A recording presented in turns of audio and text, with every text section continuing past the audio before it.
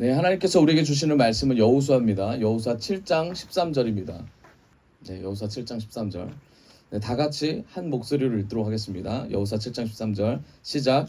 너는 일어나서 백성을 거룩하게 하여 이르기를 너희는 내일을 위하여 스스로 거룩하게 하라. 이스라엘의 하나님 여호와의 말씀에 이스라엘아 너희 가운데에 온전히 바친 물건이 있나니 너희가 그 온전히 바친 물건을 너희 가운데에서 제하기까지는 내 원수들 앞에 능히 맞서지 못하리라. 아멘. 네, 오늘 하나님께서 주시는 말씀의 제목은 내일을 위하여 스스로 거룩하게 하라. 내일을 위하여 스스로 거룩하게 하라 라는 말씀의 제목을 가지고 말씀을 선포하도록 하겠습니다. 우리 옆사람과 인사합시다. 스스로 거룩하게 합시다. 아멘. 스스로 거룩하게 하는 우리가 되기를 원합니다. 네, 오늘 하루 스스로 거룩하게 살았음을 고백합니다. 아멘. 네, 세상과 싸우고 사단의 나라와 하나님의 나라 사이에서 거룩의 가치를 지키고자 나아간 여러분 진심으로 축복하고 하나님의 사랑이 넘쳐나기를 원합니다. 여러분, 크리스찬들의 승리는 무엇이라고 생각합니까? 크리스찬들이 승리하려면 또는 그 승리가 뭐라고 생각합니까? 여러 개가 있겠지만 가장 중요한 승리는 바로 예수 그리스도가 나타남입니다. 우리 삶에서 어느 순간 매 순간 예수 그리스도가 나타나는 것이 크리스찬의 승리입니다. 나의 잘됨도 아니고 나의 나약함도 아니고 오직 모든 것을 통해서 예수님이 나타나는 것이 바로 우리가 가지는 승리입니다. 그 승리가 우리 안에 있고 그걸 맛보는 저와 여러분 되기를 원합니다. 그 승리를 맛보기 위해서, 그 승리를 갖기 위해서 그 승리의 원리가 뭐라고 생각하십니까?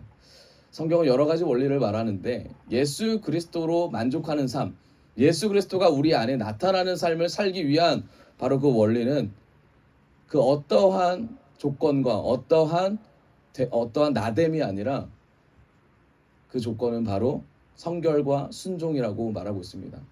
여러분, 성결하고 순종한 저와 여러분 되어서 하나님의 나라를 이루기를 원합니다. 이스라엘 백성이 출애굽을 하고 나서 요단을 건넙니다. 요단을 건너기 전에 할례를 합니다. 그리고 나서 유월절을 행하는 사건이 성경을 통해서 보여집니다. 하나님을 의식하는 삶이었습니다. 이스라엘 백성들은 하나님을 의식해서 하나님이 원하는 대로 하나님의 마음에 들기 위하여 이스라엘 모든 지파가, 모든 제사장들이 하나님 앞에 하나님 원하는 것을 하며 하나님께 나아갑니다. 그게 하나님을 향한 반응이죠. 이 하나님의 향한 반응은 하나님의 뜻한 것을 순종하고자 하는 최선이었다라는 겁니다. 비록 그것이 이루어지지 않을지라도 그것이 비록 내 생각에 조금 들어갈지라도 하나님을 향해서 사는 것이 무엇이냐, 그것이 바로 하나님을 향한 반응이라는 겁니다. 뭘 의미하냐면 내가 그냥 단순히 하나님 향해서 살겠다, 내가 단순히 하나님의 이름을 외치겠다, 여기서 넘어가서 하나님을 향해 살겠다라는 것은 결국 내가 하나님 앞에서 정직하고 성결하게 살겠다는 고백이라는 겁니다. 이스라엘 백성들이 하나님의 나라, 하나님이 원하시는 곳까지 가기 위해서 하나님의 뜻대로 무언가를 계속했다라는 겁니다. 그런데 이 안에 중심된 내용이 뭐였냐면 부족한 나를 이끄시는 하나님, 제가 뭘 하면 되겠습니까? 하나님의 말씀을 듣겠습니다. 그렇지만 그 안에 하나님의 말씀을 들을 수 있는 귀가 없습니다. 이 고백과 행동하는 모든 것들이 하나님 앞에서 성결이라는 겁니다. 행위가 아니라 하나님을 향한 마음, 반응이 성결의 시작일 줄을 믿습니다. 이 성결이 바로 하나님의 능력이 됩니다. 여러분, 성결할 때 하나님의 능력이 일어날 줄 믿습니다. 앞뒤 사람 인사합시다. 성결합시다. 주 안에서 성결합시다. 결국 무엇을 얘기하는 겁니까? 어떠한 순간 가운데서도 이 성결의 단계를 넘어가고 하나님을 선택하고 하나님 앞에서 반응하는 삶은 내가 하나님 앞에 살겠다 하는 고백이고 결단이라는 겁니다. 내가 강해지는 것이 아니라 내 안에 있는 주님이 다 강해지는 것이고 내 안에 있는 주님의 뜻이 강해지는 것을 우리는 느낄 수 있다는 겁니다. 무엇을 통해서? 내 안에 주님이 자람을 통해서, 채워짐을 통해서. 그게 성결이라는 거예요. 결국 어떻게 되죠? 이스라엘 백성들이 요단을 건너고 나서 여리고성을 점령하는 사건이 나옵니다. 여리고성뿐만 아니라 나중에 이제 아이성까지 가게 되는데 결국 하나님께서 말씀하고자 하는 거는 네 안에 내가 얼마나 채워졌는가, 네 안에 내가 얼마나 채워져서 내 뜻대로 내 방법대로 살려고자 하는가. 그리고 나서 여리고 앞에 서게 됩니다. 하나님께서 말씀하십니다. 이미 내가 이 성을 너에게 줬다. 아멘. 여리고 성은 엄청 컸던 성입니다. 그 성을 바라보던 이스라엘 백성들은 저 성을 어떻게 넘어갈 수 있을까? 하지만 하나님께서 말씀하셨는데 이미 내가 저 성을 너에게 줬다. 너희는 내가 하라는 대로만 해라. 이게 하나님의 메시지였다라는 거, 하나님의 뜻이었다라는 거예요. 그래서 이스라엘 백성들이 뭘 합니까? 하나님께서 명령하신 대로 6일 동안 아침 일찍 일어나서 여리고성을 한 바퀴 돕니다. 아무 말도 안 하고 한 바퀴씩 돕니다. 여리고성을 지키고 있었던 이방 민족들이 뭐라고 생각할까? 아, 저 바보들 뭐 하는 거야 생각하겠죠. 근데 어떻게 했냐면 무장한 군인들을 앞에다 놓고 제사장들이 율법을 각자 맵니다. 매어 제사장들 매고 그 뒤에 백성들이 따라가요. 지파별로 따라가면서 한 바퀴를 돌고 다음 날도 나가서 한 바퀴를 돌고 6일 동안 한 바퀴씩을 돕니다. 그러면서 어떻게 됩니까? 7일째 하나님께서 말씀하시죠. 7바퀴를 돌고 마지막에 소리를 질러라. 결국 여리고성이 무너지게 되는 귀한 역사를 맞이하게 됩니다. 뭐를 말하고 있는 겁니까? 하나님 앞에 순종하는 삶이 무엇인가? 결국 순종은 뭐예요? 하나님 앞에 매일매일 성결하도록 노력하는 삶. 내가 오늘 가기 싫어요. 나 나가기 싫을 수 있잖아요. 여리고성에 갈 수 없어요. 마음이 힘들어요. 이렇게 되겠어? 하지만 그것 자체가 나가는 것 자체가 하나님 앞에 성결하고자 하는 고백이라는 거예요. 그게 순종의 시작입니다. 여러분 이게 승리의 원동력이라는 사실을 잊지 않았으면 좋겠습니다. 어떠한 승리라도 하나님께서 못하시는 게 없습니다. 어떠한 문제라도 하나님께서 못 넘어가시게 하는 건 없습니다. 하나님을 믿고 따라가고 하나님이 하시면 모든 문제 가운데 하나님이 일하실 때 모든 문제가 해결될 줄을 믿습니다. 이게 바로 승리의 원동력이고 승리의 가치죠. 성결하기만 하면 그리고 순종하기만 하면 결국 기적과 불가능한 일들이 일어납니다. 제가 예전에 EBS 다큐를 봤는데요. 거기 여리고성에 관련된 얘기였어요. 세상 사람들이 바라보는 여리고성은 진짜인가 가짜인가에 대한 EBS 다큐였습니다. 궁금했습니다. 역사학자들은 어떻게 볼까? 여리고성은 실제 존재했고 요약하자면 이겁니다. 여리고성은 실제 존재했고 여리고성 안에 많은 무덤들, 많은 사람들의 시체가 발견됐는데 여리고인들이었겠죠. 그 사람들이 발견된 당시에 어떤 모습을 하고 있었는가? 뭐 하고 있었냐면 밥을 먹고 있었다. 뭐 하고 있었냐면 밥을 짓고 있었다. 오순도순 모여서 얘기하고 있었을 것이다. 무엇을 의미합니까? 여리고에 있는 사람들은 아무런 생각 없이 여리고성이 무너졌다. 아무런 공격의 그런 순간들도 없이 그냥 무너졌다라는 것을 EBS에서 방영하더라고요. 하나님의 능력이 다시 한번 증명되는 그런 순간이었습니다. 여러분 이스라엘 백성들의 여리고성 앞에서 이스라엘 백성들의 삶은 어땠을까요? 하나님이 보시는 것들, 하나님이 이끄시는 것들을 결국은 믿을 수밖에 없는 상황에 처하게 된 겁니다. 여러분 하나님이 우리의 삶을 이끄시고 우리 앞에 계시고 하나님이 우리의 문제를 해결해 주십니다. 아멘. 어떨 때? 우리가 성결할 때. 그리고 어떨 때? 우리가 순종의 열매를 맺으러 갈 때. 아멘. 그럴 때 하나님께서 우리와 함께 하십니다.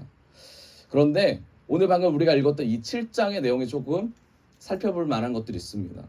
직접적으로 하나님께서 말씀하시는데 뭘 말씀하시냐면 순종하고 성결한 자들에게 축복 주신다 보다 순종하지 않고 성결하지 않는 자에게 하나님께서 어떻게 접근하시는지를 7장을 통해서 좀 우리가 볼 수 있습니다. 결국 결론적인 말은 뭐냐면 나의 자녀라도 성결하지 않으면 순결하지 않으면 결국 박살난다. 이때까지 행했던 모든 것들이 하나님을 섬겼고 출애굽을 하면서 하나님을 외쳤고 유월절 어린 양피 발라서 모든 게 다 넘어갔고 하나님의 뜻대로 가도 결국은 뭐야? 하나님 앞에서 순종하거나 하나님보다 나를 더 높이거나 성결하지 않으면 박살난다라는 거예요. 이게 7장의 메시지입니다. 성결하려면 어떤 일이 일어날까요? 구체적으로 봅시다. 여호수아 7장 1절. 이스라엘 자손들이 온전히 바친 물건으로 말미암아 범죄하였으니 온전히 바친 물건 때문에 범죄했다라고 성경은 말하고 있습니다. 여러분 말에 좀 어폐가 있죠. 이스라엘 백성들이 온전히 바친 물건 때문에 범죄를 했다라고 되어 있습니다. 이게 무슨 말일까요? 하나님을 향해서 마음을 다해서 뭔가를 바쳤는데 그게 범죄했다라고 되어 있는 거예요. 그러니까 바친 거 그 행위 자체가 범죄라고 성경은 말하고 있습니다. 여러분 그럼 어떤 마음으로 바쳤을까? 이게 우리가 궁금해야 되는 거죠. 하나님께서 말씀하신 거는 온전하게 바친 물건 자체가 사실 온전하게 바치지 않았다라고 하나님께서 말씀하시는 거예요. 이건 어떤 문제예요? 성결의 반대죠. 더러움의 문제예요. 내가 성결하지 않으면 결국 뭐예요? 더러움 가운데 살 수밖에 없다라는 걸 얘기하는 겁니다. 여러분, 더러움은 어떨 때 들어옵니까? 내가 욕심이 생길 때 들어오게 돼요. 하나님의 말씀 안에 거할 때. 말씀으로 풀면 그렇습니다. 성결하지 않으면 더러운 거예요. 하나님이 아니면 하나님이 아닌 것들로 채워질 수밖에 없습니다. 내가 사랑이 아니면 미움과 시기와 질투와 사랑이 아닌 다른 것들로 채워줄 수밖에 없어요. 그런데 이걸 통틀어서 뭐라고 하냐면 욕심이라고 합니다. 욕심. 하나님의 것과 그리고 욕심으로 하나님은 나눕니다. 여러분, 그래서 야고보서 이런 말씀이 있죠. 욕심이 잉태하여 죄가 된다고 했습니다. 결국 욕심은 죄입니다. 죄가 장성하여 사망을 낳는다고 야고보 4장에 말씀하고 있습니다. 더러움은 자라날 수밖에 없습니다. 그럼 잘라내야죠. 내 안에 더러움이 뭔가? 내 안에 욕심이 무엇인가? 내 안에 하나님이 아닌 다른 것이 무엇인가? 성결하지 못하게 만드는 나의 자아가 무엇인가를 잘라내야죠. 그걸 발견해야죠. 분별해야죠. 그래야 반드시 성결까지 갈 수 있다는 겁니다. 내가 그냥 오늘 성결해야지. 내가 그냥 주님을 찾아야지. 주님을 찾는다고 주님께 뭔가를 드렸다고 그게 성결하거나 깨끗한 게 아니라는 거예요. 주님께 온전히 드렸음에도 불구하고 주님께서 말씀하십니다. 온전한 물건을 들었지만 너희는 더럽다 라고 말씀하세요. 그럼 내 안에 더럽게 만드는 게 무엇일까? 더러움의 존재가 무엇일까? 이게 저와 여러분의 질문이 되어야 될 줄 믿습니다. 욕심은 뭐예요? 우리가 가진 본능이에요. 본능들. 나중심인 겁니다. 우리 잘 알잖아요. 나중심인 거. 내가 죽지 않고 살아내는 거. 살아가는 거. 여러분, 내가 살아있으면 어떻게 되냐면 두 가지밖에 없어요. 하나님으로 살면 어때요? 마음의 기쁨과 평화와 성령의 은혜가 넘쳐나죠. 성령의 은혜가 계속 우리에게 작용합니다. 그렇죠? 그래서 저번에 말씀드렸듯이 베드로와 요한이 사마리아 성에 도착했을 때 거짓 선지자가 있었죠. 근데 거기에 성령이 성령 임하기 전에 성령의 능력이 임하고 나서 어떻게 됩니까? 기쁨이 있었다 그랬어요. 기쁨이 있고 성령이 충만해져서 성령의 세례를 받은 자들이 결국 복음이 전파됐다라는 얘기였습니다. 마찬가지예요. 하나님의 말씀이 들어오면 우리가 우리의 말씀이 아니라 하나님의 말씀으로 기뻐지고 이 말씀이 흘러갈 수밖에 없게 우리의 영이 반응하게 됩니다. 기뻐져요. 눈물이 나는 게 아니라 눈가에 막 웃음이 핍니다. 방구를 껴도 좋고 네. 등등 여러 가지 것들이 막 생각나요. 좋아요. 그냥 좋아요. 그런데 아무리 좋은 일도 그 좋은 일이 하나님의 것이 아니라 내 마음의 욕심과 내 마음의 내중심적인 감정이 들어가면 결국 뭐예요? 기쁜 것이 하나도 없어요. 다 불만 불평입니다. 결국 뭡니까? 하나님의 것이 아닌 것, 하나님의 것이 아니라 내 중심으로 살아가는 사람들은 욕심 아니면 잘 되면 욕심이죠. 좋은 건 욕심이에요. 근데 내가 욕심이 아니라 잘 되지 않고 내가 별로라고 생각하면 뭐예요? 두려움으로 작용하게 됩니다. 미래에 대한 두려움, 누군가를 만나지 못할 거의 두려움, 누굴 만났어도 이 사람이 괜찮을까 봐의 두려움, 내가 잘하고 있을까 봐의 두려움, 잘하고 있을까 봐에 대한 두려움 때문에 잘하지 못하죠. 나를 올가매는 거예요. 점점 내 생각대로. 결국 하나님이 아닌 다른 것 때문에 우리가 무너지고 있다는 사실을 모릅니다. 좋으면 욕심이고 나쁘면 두려움이 우리를 찾아옵니다. 하나님이 중심인 인생을 살게 되는 것이 바로 성결을 붙잡는 인생입니다. 인생은 그럼 어떤 인생이에요? 중심을 바꾸는 인생 게임이에요. 중심을 바꾸는 거예요. 하나님이냐 나냐, 하나님이냐 나냐, 순간마다 계속 바꾸는 게임입니다. 여러분, 이 7장에 보면 아간이라는 사람이 나옵니다. 아간 잘 아시죠?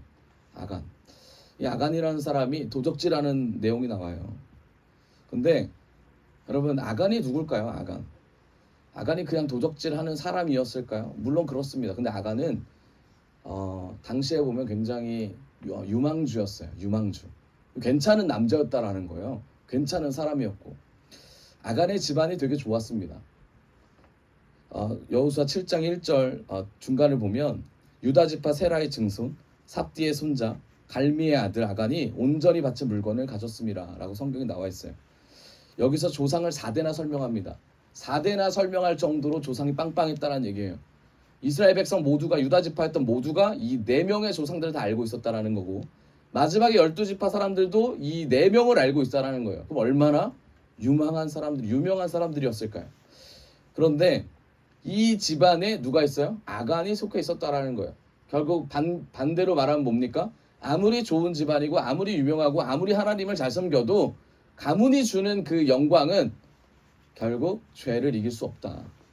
가문이 주는 어떠한 혜택은 결국 나와 하나님의 관계를 연결시킬 수 없다를 얘기하는 겁니다. 무엇을 말해? 3대가 기독교고 4대가 기독교고 5대 6대 순교하고 헌신하고 물론 영향을 받을 수 있지만 그게 하나님 앞에서 그렇게 중요하다 안 중요하다? 그렇게 중요하지 않다라는 얘기입니다.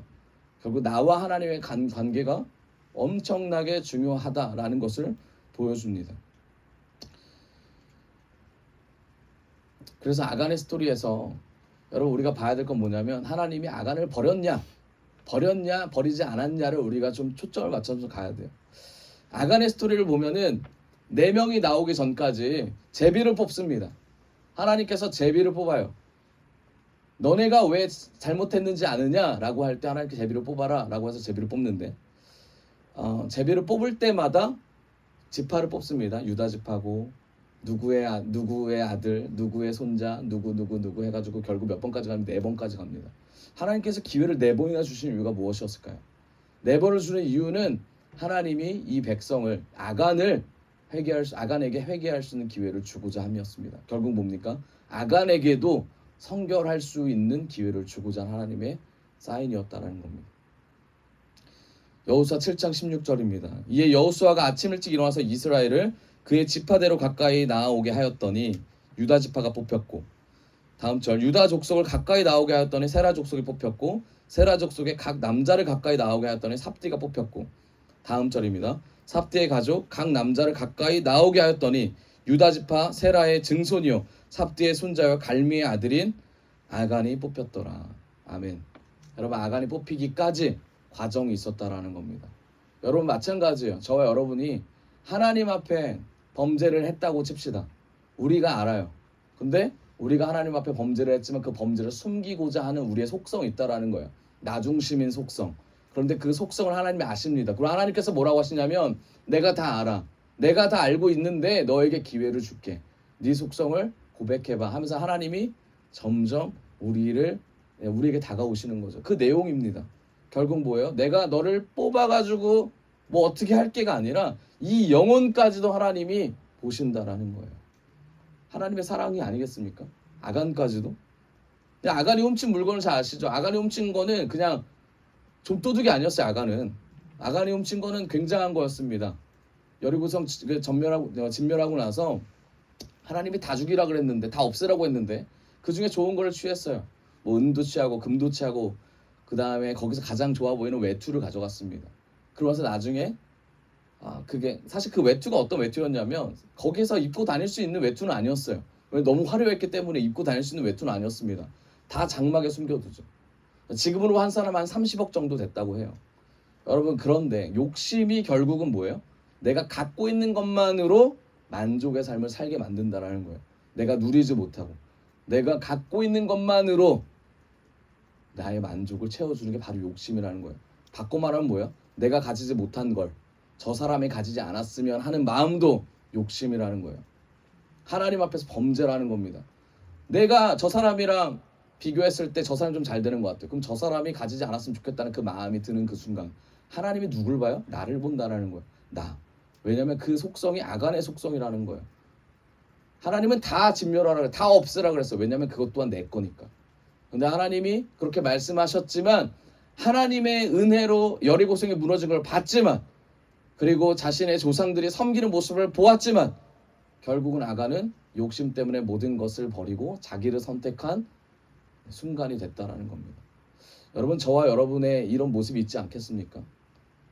저와 여러분 가운데 아간의 모습이 있지 않겠어요? 근데 하나님은 계속 우리에게 사인하십니다.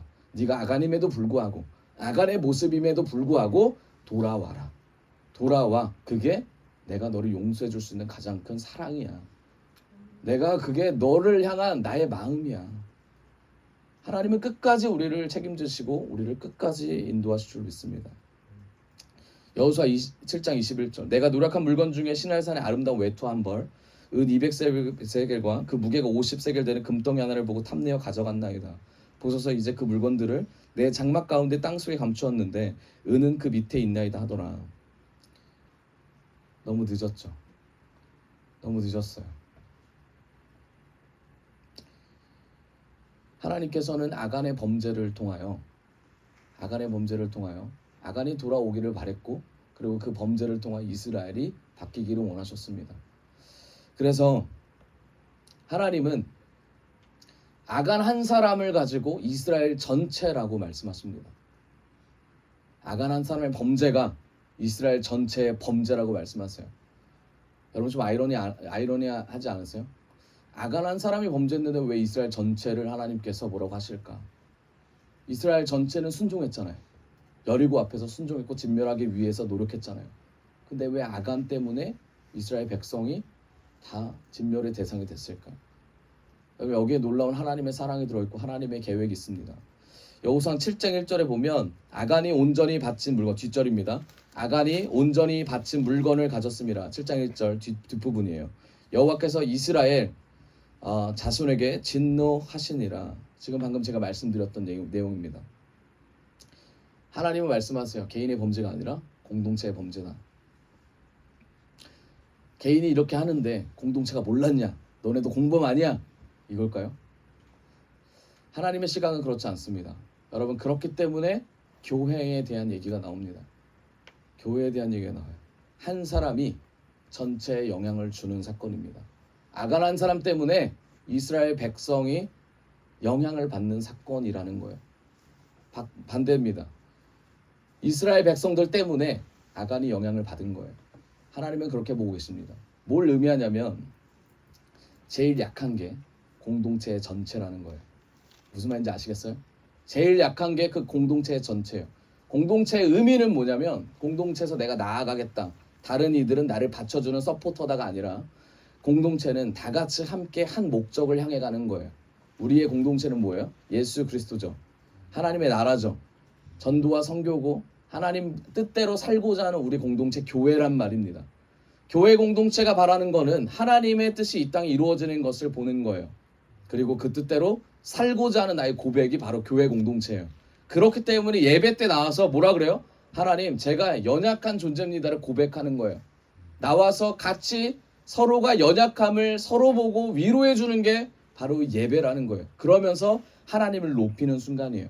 그럼 결국 약한 자들이 모였다는 것만으로도 예수 그리스도를 높이는 귀한 시간이 될 수 있다는 게 바로 예배라는 겁니다. 이게 하나님이 원하시는 거예요. 그런데 아까 방금 말씀드렸듯이 제일 약한 게 공동체 전체의 힘이라고 말씀드렸잖아요. 무슨 말이냐면 여러분 생각해 보세요. 쇠사슬이 있습니다. 쇠사슬이 연결이 돼 있어요. 연결이 돼 있는데 거기에 틈이 있다고 봅시다. 그 틈 똑같이 생긴 쇠사슬이지만 하나의 쇠사슬이 약할 때 그 쇠사슬의 가치, 무게는 어떻게 됩니까? 쉽게 끊어지는 곳이 어디예요? 약한 곳이 끊어져요. 그럼 쇠사슬의 그런 의미대로 할 수 있습니까? 쇠사슬의 그런 뜻대로 나아갈 수 있어요. 묶는 거를 사용할 수 있습니까? 못하죠. 결국 뭘 얘기하는 거예요?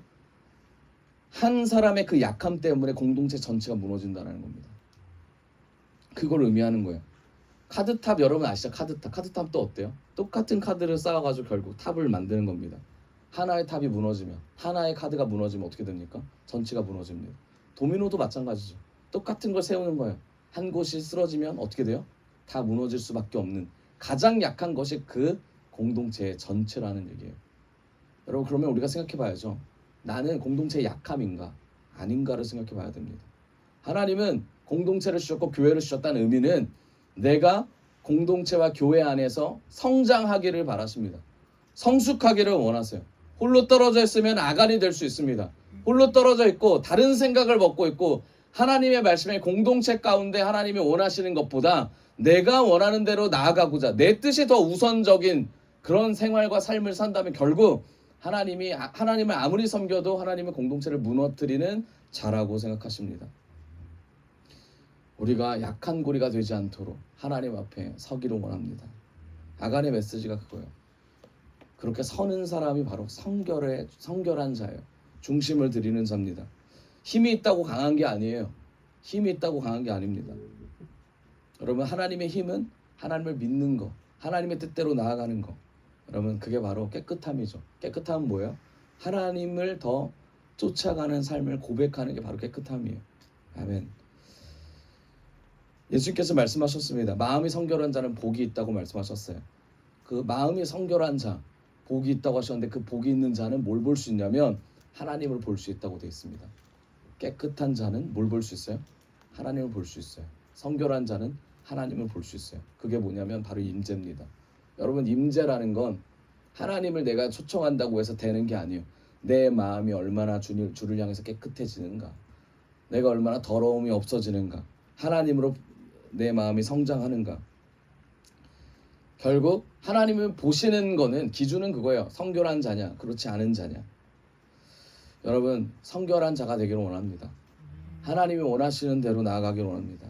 그게 성결한 자는 내가 하나님 앞에 약함을 고백하는 자죠.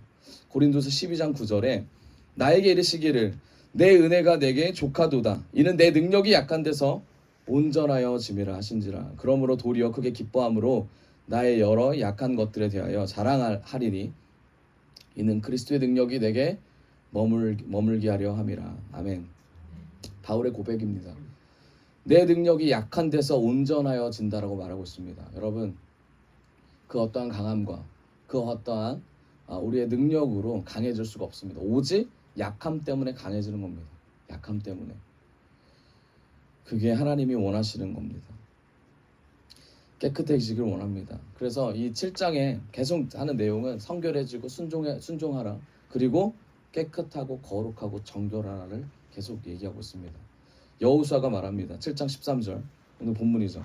너는 일어나서 백성을 거룩하게 하여 이르기를 너희는 내일을 위하여 스스로 거룩하게 하라.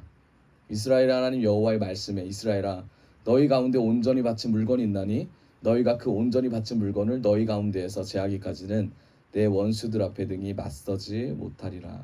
아멘. 백성들한테 여호수아가 말합니다.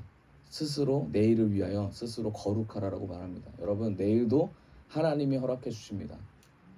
근데 우리가 해야 될 건 뭐예요? 오늘 하루 내일을 위해서 스스로 거룩에 힘써야 될 줄 믿습니다. 더러운 것이 있다면 주님께서 말씀하십니다. 너와 함께 할 수 없다.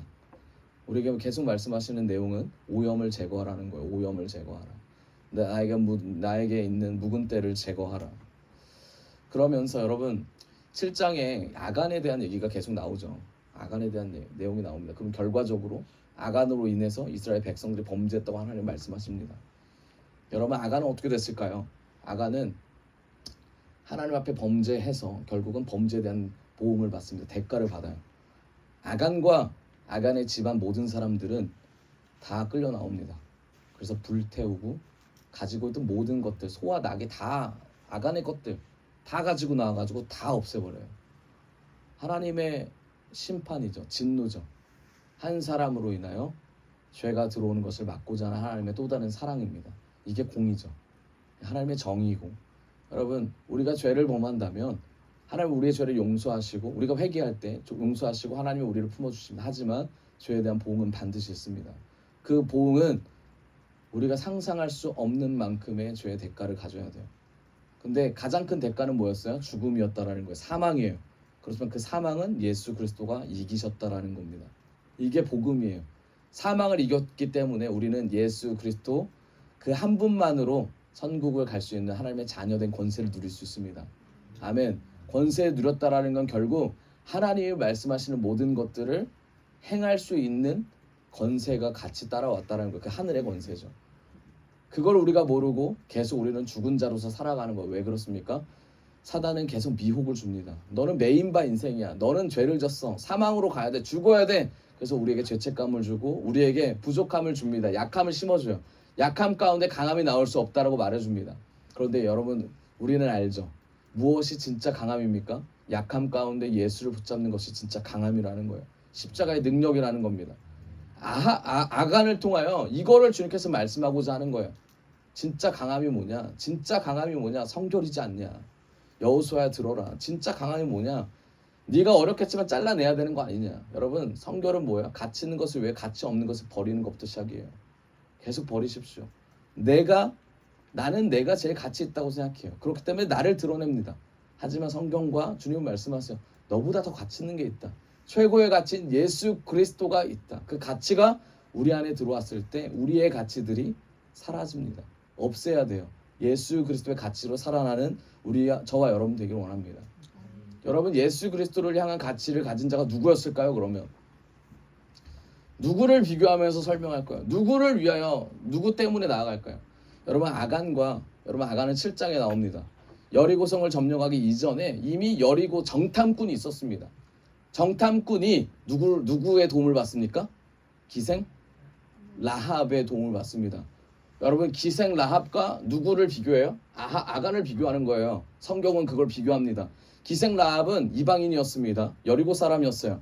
기생 라합을 현대어 성경 세 번역으로 말하면 창녀라고 성경은 나와 있습니다. 세상 사람들이 지탄하고 절대로 하나님의 계보에 들어갈 수 없는 사람이었어요. 윤리적으로, 도덕적으로, 인간적으로 이 사람과 말을 섞거나 대화를 하거나 등등 이 사람과 뭔가의 친분 관계를 맺을 수 없는 사람이었어요.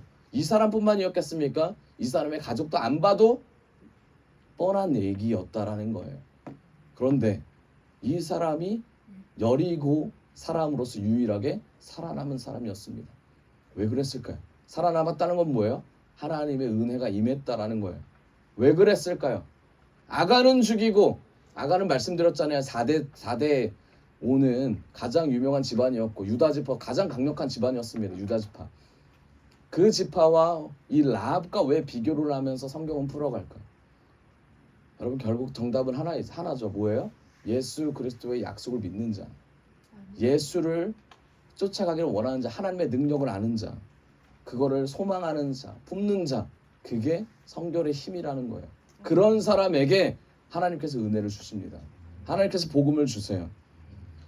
여호수아 2장 8절입니다. 정탐꾼들이 잠들기 전에 라합은 지붕 위에 있는 그들에게 올라갑니다. 그리고 나서 말합니다. 나는 주님께서 이 땅을 당신에게 주신 것을 압니다. 라합의 고백이에요. 우리는 당신들 때문에 공포에 사로잡혀 있고 이 땅 주민들은 모두 하나같이 당신들 때문에 간담이 서늘했습니다.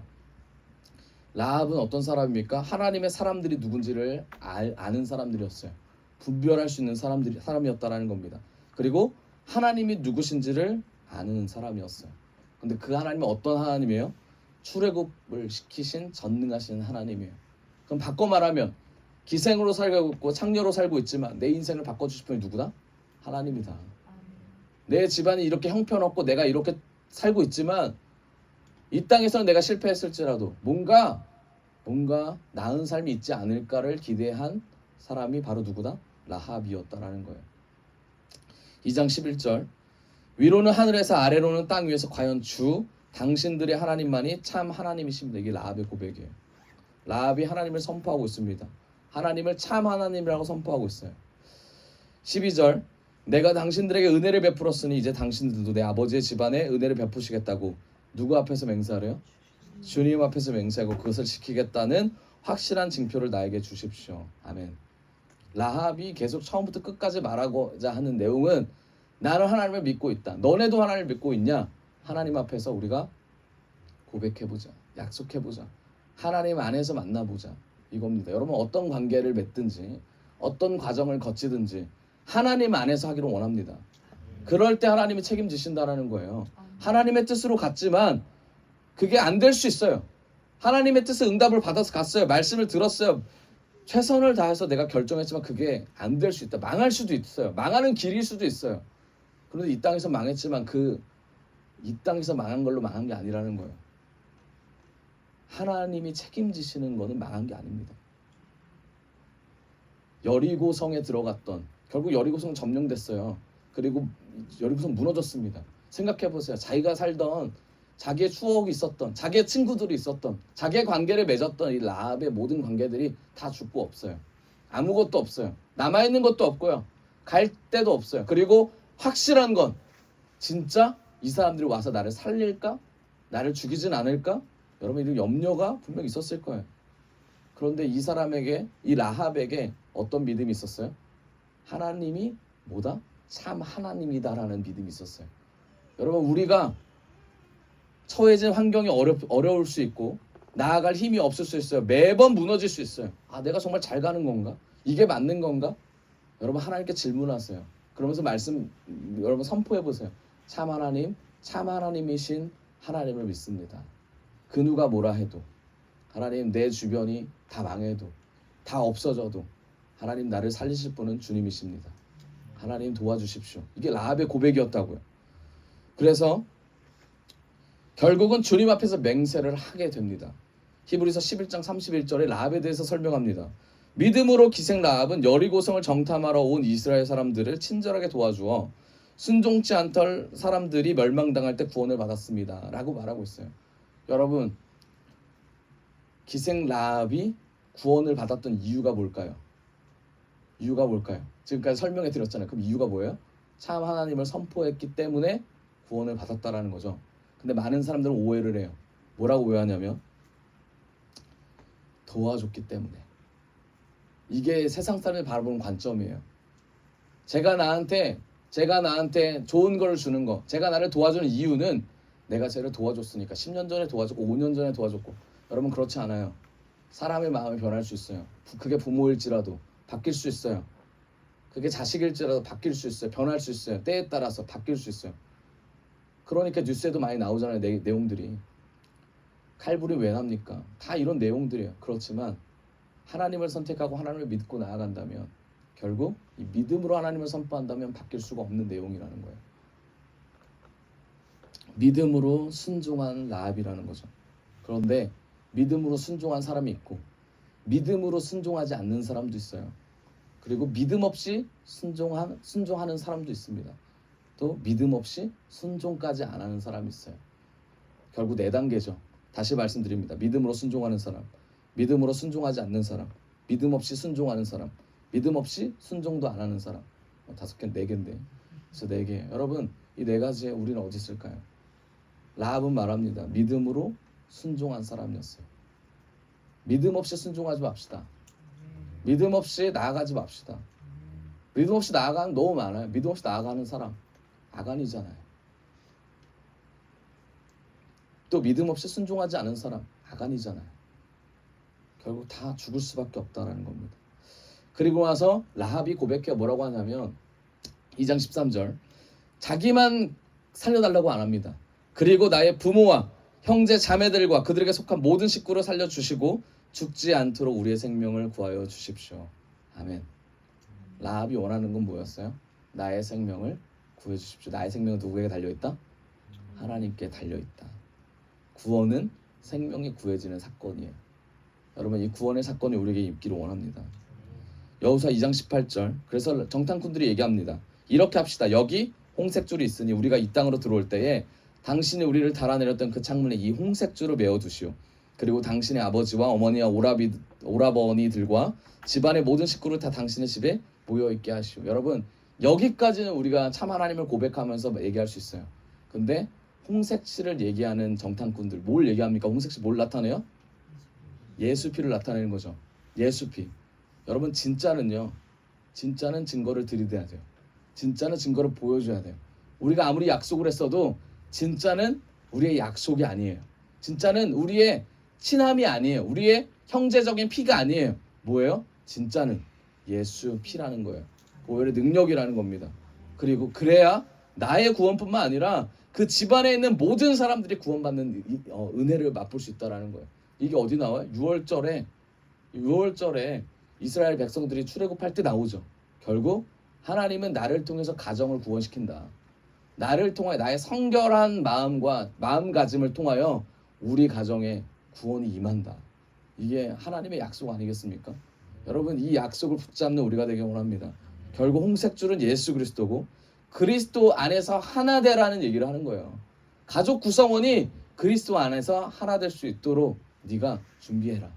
내가 다시 돌아올 때 홍색줄을 달았을 때 그 집은 예수의 은혜가 임하는 집이고 그 집의 구성원들이 모두 한 곳에 모여 있어야 은혜를 받을 수 있다. 결국 복음의 메시지 아니겠어요? 아멘.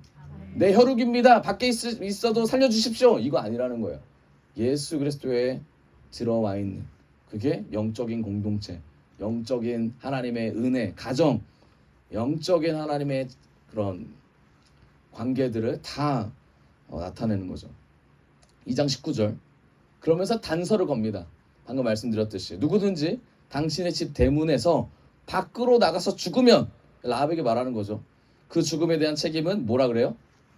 죽은 사람 자신이 져야 한대요. 결국 뭡니까? 예수 안에 들어와야 된다, 안 들어와야 된다?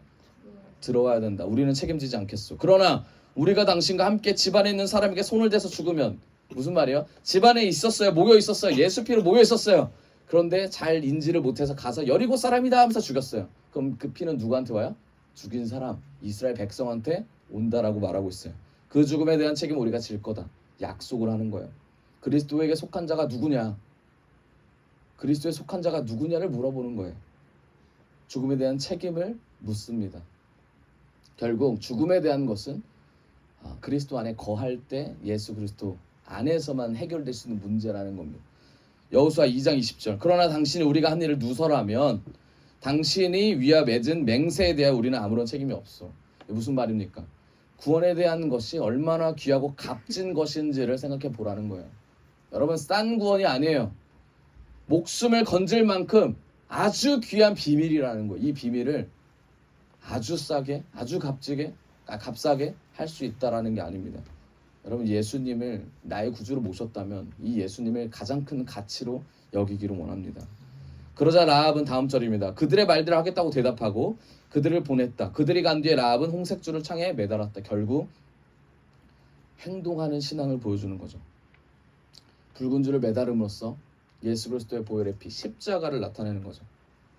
이게 우리가 강해질 수밖에 없는 이유예요. 여러분, 라합이 모자랬다고 여리고 들어왔을 때 이스라엘 백성을 살려줘야 합니까? 별 이유 없어요. 그런데 약속 때문에 그렇죠. 예수 그리스도 안에 있는 그 약속 때문에. 그게 우리가 강해질 수밖에 없는 원리예요. 승리할 수밖에 없는 원리예요. 우리의 능력으로 되는 건 아무것도 없습니다. 우리의 어떠한 행위로 되는 건 아무것도 없어요. 우리가 자만하거나 착각하면 결국 하나님께서는 박살내세요. 박살내십니다. 박살나고 하나님 앞에서 엎드리는 게 아니라, 박살나기 전에 하나님, 제가 너무 연약한 존재입니다. 고백하는 인생 됐으면 좋겠습니다. 결국 이방인이었던 라합과 아간을 통해서 하나님 말씀하세요. 누가 너의 주인이냐? 누가 성결한 자냐? 누가 정결한 자냐? 더러우면 구원과 상관없는 인생을 살 수밖에 없다. 여러분, 근데 우리는 지금 아간을 통해서 라합이 더 좋다고 생각하잖아요. 아간을 통해서 하나님께서 말씀하신 메시지가 하나 더 있어요. 아간의 인생을 살지 않겠다. 여기서 우리는 끝나면 좌절의 인생이에요. 왜냐하면 아간으로 끝날 수도 있잖아요. 내가 훔치고 말하지 못해가지고 그냥 하다가 발견돼서 그냥 죽임당했다. 그럼 지옥행이잖아요. 근데 하나님은 그렇게 보지 않아요. 하나님 뭐라고 하냐면 아간을 통해서 아간 식구들과 모든 사람이 죽었던 거기를 명명하시면 이름을 만드세요. 거기가 아골골짜기예요. 들어보셨죠? 아골골짜기. 이 아골골짜기가 그러면 어떤 골짜기냐? 여호수아 7장 25절. 여호수아가 이르되 내가 어찌하여 우리를 괴롭게 하였느냐? 여호와께서 오늘 너를 괴롭게 하시리라 하니 온 이스라엘이 그를 돌로 치고 물건들도 돌로 치고 불사로. 여기가 아골골짜기예요. 다음 절.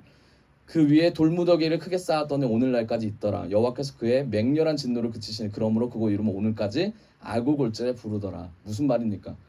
맹렬한 진노가 그치는 곳이 아골골짜기예요. 반대로 말하면 뭐예요? 거기가 끝이라는 거예요. 끝. 하나님의 진노의 끝이 아골골짜기예요. 근데 끝이 있으면 뭐가 있어요? 시작이 있죠. 아골골짜기를 통하여 시작하는 메시지가 있는데 이사야 65장 9절. 내가 야곱에게서 씨를 내며 유다에게서 나의 산들을 기업으로 얻을 자를 내리니 내가 택한 자가 이를 기업으로 얻을 것이요 나의 종들이 거기서 살 것이다. 누가 살아요? 종들이 살아요. 그럼 우리가 알겠죠. 그곳이 어디냐면 다음 절. 사로는 양떼 우리가 되겠고 아골골짜기는 소떼가 눕는 곳이 되어 나를 찾는 내 백성의 소유가 되려니와. 결국 무엇을 말하는 거예요? 하나님이 말씀하고자 하는 것은 이 아골골짜기도 결국 하나님의 소유가 된다. 여러분, 죽음의 삭은 사망이지만 결국 죽음을 통하여 새 생명이 나온다는 얘기입니다. 호세아 2장 15절. 거기서 비로소 그의 포도원을 그에게 주고 아골골짜기로 뭐를 삼는데요? 소망의 문을 삼아 주리니 그가 거기서 응대하기를 어렸을 때와 애굽 땅에서 올라오던 날과 같이 하리라. 아멘. 소망의 문이 아굴골짜기부터 시작된대요. 여러분, 아굴골짜기가 축복이에요, 아니에요? 축복이죠. 우리의 아간의 속성이 드러나고 돌 맞아 죽더라도 결국 이 아굴골짜기에서 하나님의 사람들이 살게 될 거고, 이게 축복의 땅으로 변한다라는 얘기입니다. 십자가를 붙들고 우리가 죽는다면 그 죽는 인생이 분명히 힘들 거예요. 죽을 때 얼마나 힘들게 죽습니까? 그게 나한테는 아굴골짜기가 될 수 있어요. 밝혀지는 거니까 다 어렵습니다. 근데 그걸 통해서 하나님께서 원하시는 건 새로운 생명이 탄생하기를 원하십니다. 결국 우리가 성결하고 정결해진다는 의미는 십자가 안에서만 가능하다는 얘기입니다. 여러분, 아간이 될 수도 있고 라합이 될 수도 있어요. 아간과 라합 사이에서 우리가 갈등할 수도 있습니다. 또는 여리고 정탐꾼이 될 수도 있고.